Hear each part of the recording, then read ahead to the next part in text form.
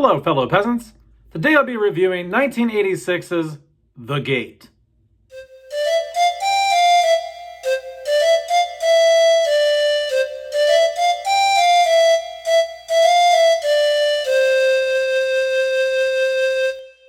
Alright guys, so I watched The Gate. This was recommended to me in the community section. I asked for some under-the-radar movies, and someone recommended this. I was also recommended to watch Sorcerer by William Friedkin and The Entity. Those films are a little less accessible. I do have the Blu-ray for Sorcerer in my Amazon cart, so I will be buying that at some point and watching it. And I looked for The Entity, but it's like not streaming anywhere, and it's like $45 to get your hands on a Blu-ray, $20 for a DVD. So I will buy that at some point. But not right away. So The Gate was the one that I could access the easiest. So that's what I watched. And so what is it about? Basically, The Gate is about this young boy and his teenage sister are left home alone for like 3 days. Their parents go out of town, and the teenage daughter has a party. She's not supposed to have a party. And they do some like levitation with her brother, like, you know, they do some sort of like seance act. But basically, so like this tree in their backyard gets struck by lightning, it falls down, and there's this giant hole that's left when they pull the tree out. And they find these, like, the little kid and his brother, they find these geodes in this tree. And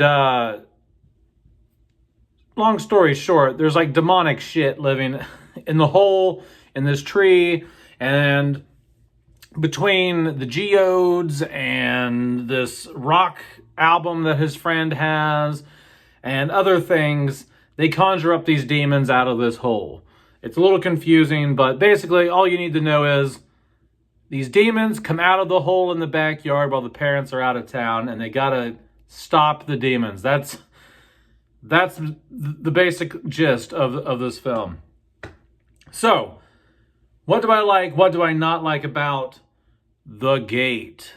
What I like is it very much had that 70s, 80s Steven Spielberg movie magic, like magical, childlike atmosphere going for it. It felt very Goonies. It felt very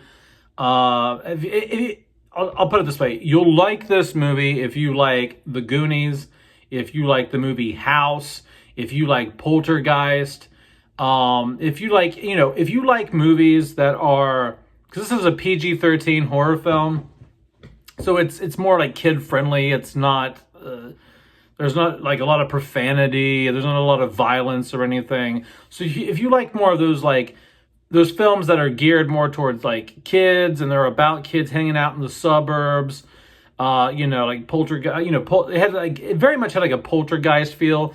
For the content of this film being demonic, it really did have like almost still like a sci-fi film. I still feel like even Poltergeist feels more like sci-fi than paranormal or something. I don't know, but anyway, I do like that aspect of the film. I do like how it had that Steven Spielberg, Kids in the Burbs, 80s atmosphere. And I think that, you know, like like Stranger Things and all that. So if you like Stranger Things, you like movies like I mentioned, you'll like it. In terms of like the camera work and stuff, I think some of it was done okay. The acting in here, I'll get into that later. Story-wise, I think the story is interesting. I just think that there's a lot that's just left up in the air.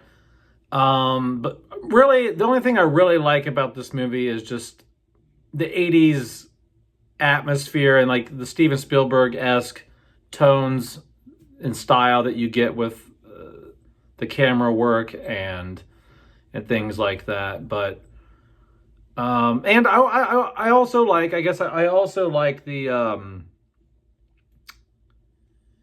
special effects here are decent. Like there's a scene where the dead worker guy in the house falls down and he splits off into like 20 different little demons running around on the floor. That was a really done well, like a really well done effect. I liked that. And at the end, yeah, because you have to think like for the time, this movie is 39 years old. And so even like the demon at the end, like the stop motion effect at the end was like not the worst. It wasn't the best, but you also got to think like, okay, this probably wasn't a major budget film. So I think they did a good job. Not a good job. They did a decent job with the claymation here. I don't know if it's clay or what. Stop motion, whatever they used for these. So I think that's good. But that's about all I really liked about the movie. Things I did not like about the movie. I think the acting could have been better. I think the performances were cheesy. They weren't delivered very well. I think that there could have been more. I think the story could have just been streamlined a bit more. There's just a lot of confusion about what was leading to what, like, okay, so I understand the tree fell down and there's demons and shit underneath the tree in the hole. But there's just a whole lot of stuff like up in the air about what led to the demons actually coming out of the hole. Like, was it the dog? Was the dog the sacrifice? Was it them levitating him? Like, there's a whole lot of just stuff that happens or they kind of just throw the kitchen sink at how the demons come out. They're like, oh, it's this vinyl record. It's the dog dying. It's the levitation at the party the night before. It's the, and it's like, well, I don't know. It just seems kind of like all over the place. It's like they kind of just want to like, there's no concrete, I guess what I'm trying to say is there's no concrete explanation as to what draws them out, what kills them, what their motivations are.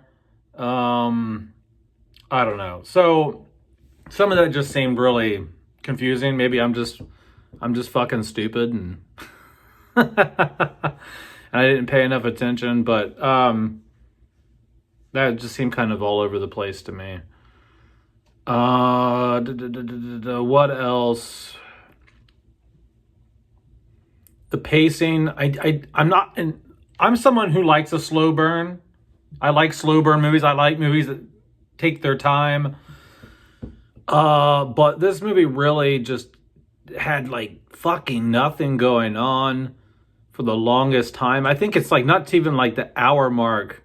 It's only an hour and a half. And so you go like 2/3 of the movie with not a whole lot happening. And that's fine. I don't need the demons the whole movie, but it can't just be them hanging around in the suburbs the whole time and it not be interesting. You got to have something. You got to give me something, some backstory. You got to give me some. I don't know. There just seemed to be a lot of like waiting around for something to happen. I guess maybe it's just because I'm not a big fan of. I like Steven Spielberg's work.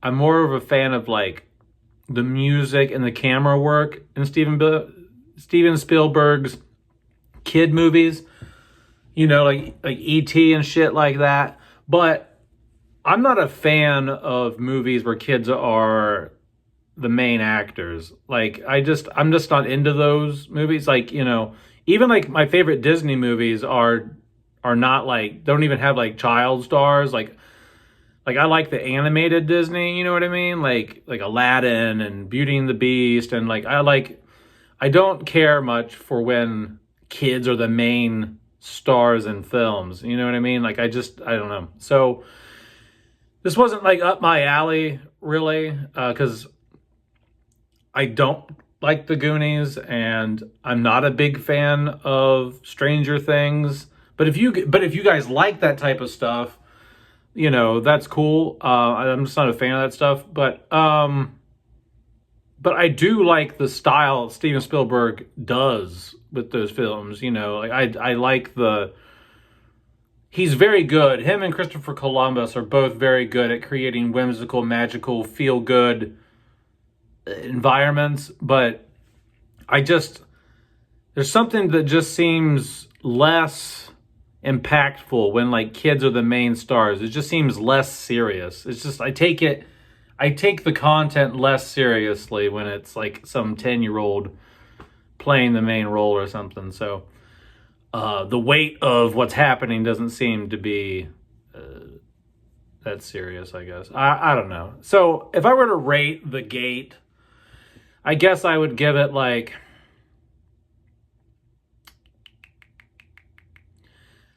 I wouldn't watch it again. I think it's worth one watch. I do think you guys should go watch it. Go check it out. It's worth a watch if you like that 80s Spielberg vibe. It's worth one watch, but I wouldn't watch it again. And so because of that, I would give it a 5 out of 10. Usually, if I'm willing to watch something, it's like a 6 or above. But I appreciate you recommending it. You're probably like, wow, I recommended this to you and you and you didn't like it. Well, you know, I gotta keep it real here on the channel, you know, just because somebody recommends something, I can't sugarcoat it and say that I like it, you know. So I'm sure there's plenty of things I like that you probably think are not good, you know. So yeah, so I just got to be honest here on the channel. Even if you guys love something, I might fucking hate it. So that's just the way it rolls. All right, guys, let me know in the comments below what you think about 1986's The Gate. Have a good one, guys. Peace out. Bye-bye.